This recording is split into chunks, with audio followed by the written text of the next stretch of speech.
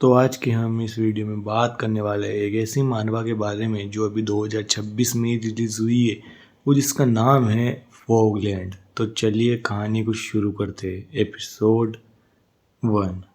तो कहानी की शुरू में हम एक जगह का सीन देखते हैं जहाँ पे हर जगह बस खुला आसमान होता है, ठीक है, और कोई पेड़ पौधे भी नहीं होते, मतलब एक तरह से रेगिस्तान होता है और वहाँ पे गाड़ियाँ चल रही होती है। उनके अंदर बहुत सारे लोग बैठे होते हैं और एक सोल्जर होता है जो बोलता है कि हमने तुम्हें पहले से सब कुछ समझा दिया है, लेकिन हम फिर से आपको समझा रहे हैं कि कहीं पे भी बिना परमिशन के मत जाना और उन कैदियों को ऐसा कुछ कहना मत जिससे कि उन्हें गुस्सा आ जाए।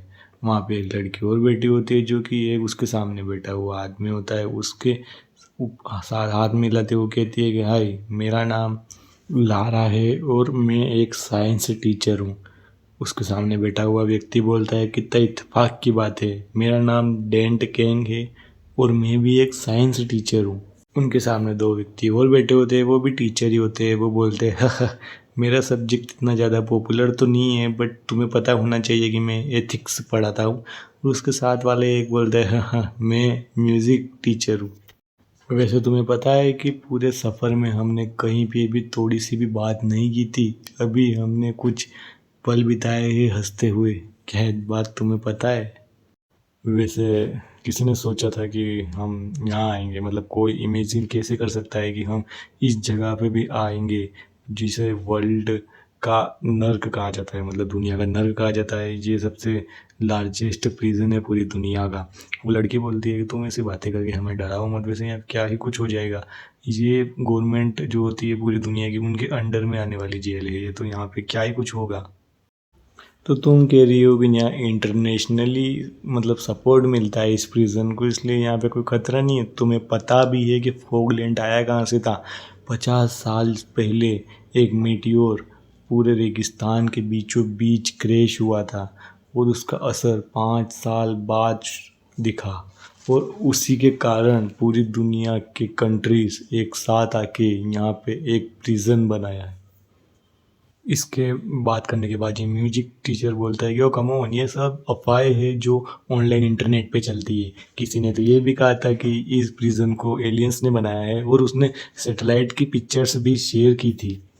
वो मोटा आदमी फिर कहता है कि रिसर्चर्स ने क्लेम किया है कि जो फॉगलैंड है वो खुद में ही एक नर्क का द्वार है और हम यहाँ पे ख़त्म हो जाएंगे पढ़ाते पढ़ाते कुछ मॉन्स्टर्स को। डेंट कैंग बोलता है कि तुम एजुकेटेड होने के बावजूद इन बातों पे विश्वास करते हो।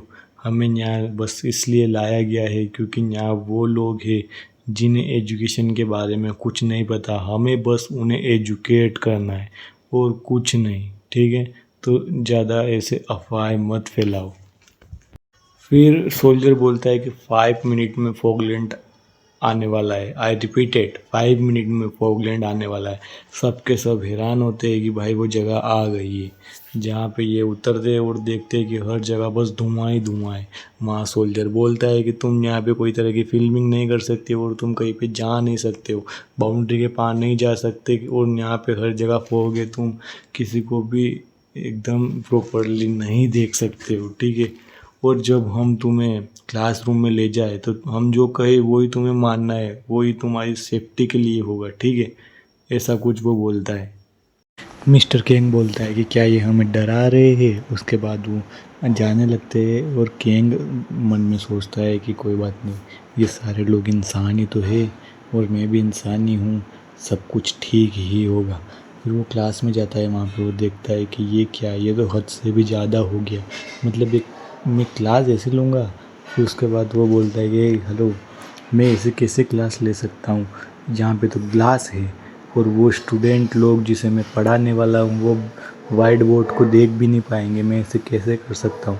इतने में सोल्जर आता है और बोलता है मिस्टर किंग, कैदी आ रही है।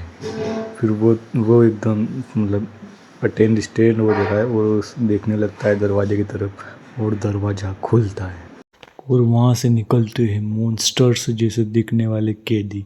भाई इतने खतरनाक दिख रहे थे ना ये कि जिसके इनको देख के मॉन्स्टर भी शर्मा जाए कि भाई क्या दिख रहे हो यार तुम।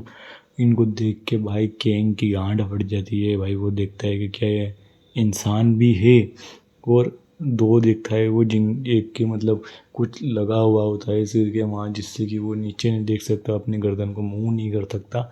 और एक और के तो आंखें ही नहीं होती। केंग बोलता है कि क्या ये दोनों मतलब अटेंड भी कर पाएंगे क्लास को। मतलब भाई वो उसको अभी भी चिंता हो रही होती है कि ये अटेंड भी कर पाएंगे क्लास को। पागल है क्या भाई ये।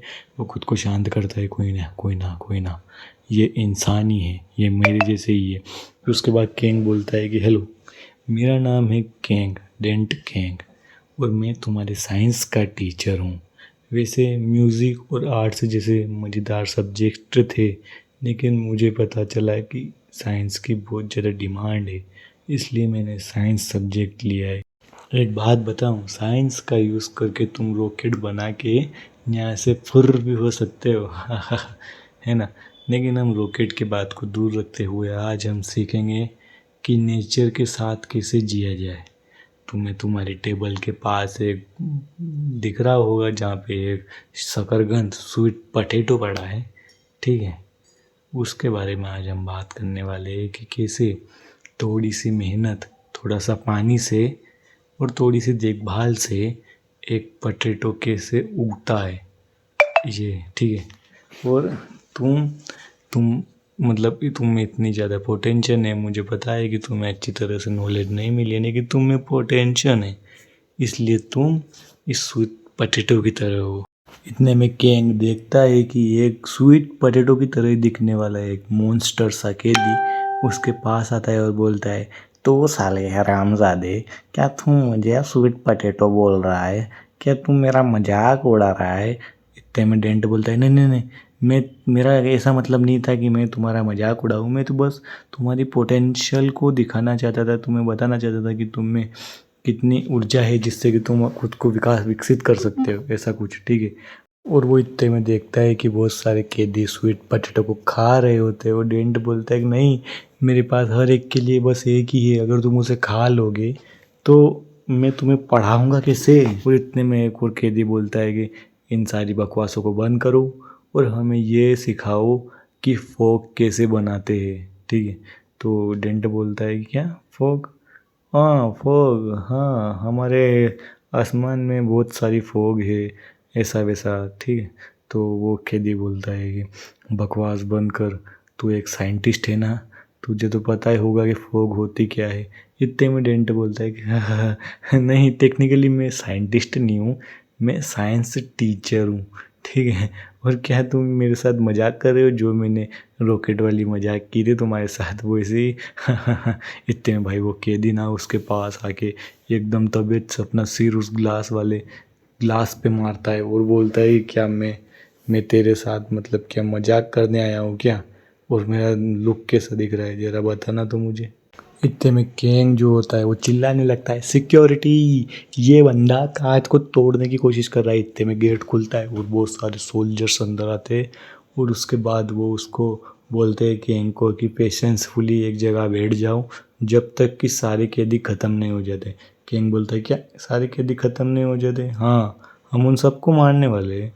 तो वो बोलता है कि भाई तुम ऐसा कैसे कर सकते हो, तुम इन्हें मार कैसे सकते हो? और भाई वो सारे सोल्जर्स उन सारे कैदियों के ऊपर गन से फायर स्टार्ट कर देते और सबको मारने लगते। लेकिन ये बहुत कम देर चलता है क्योंकि पल्ला पलट चुका था। जो कैदी होते हैं वो भाई, वो जो अंधा कैदी था वो इतना बड़ा जाइंट था भाई, हल्क जैसा। उसने एक हाथ में एक मतलब सोल्जर को पकड़ के उसकी गर्दन दबा के उसकी सर फोड़ दिया होता है। और भाई मतलब हर जगह पे उनको ऐसे चीरा फाड़ा जा रहा होता है, कहीं पे उनकी बैक बोन निकल गई है और किन्हीं का तो गर्दन इस नाक के यहाँ से कट गया गला भाई। इतनी खतरनाक तरीके से इनको मारा जा रहा होता है ना। और ये सब देख के भाई केंग जो होता है उसकी हालत टाइट हो जाती है।